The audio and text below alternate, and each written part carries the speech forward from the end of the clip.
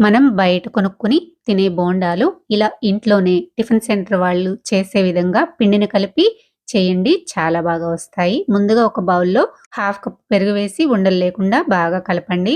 అందులోకి half tea spoon salt, ఒక spoon జీలకర్ర వేసి పెరుగులో ఉండలు లేకుండా బాగా కలపండి. ఇప్పుడు ఇందులోకి ఒక కప్పు మైదా, పావు కప్పు వరిపిండి వేసి ఒకసారి బాగా కలపండి. మీరు మైదా పిండికి బదులు గోధుమ పిండినైనా వేసుకోవచ్చు.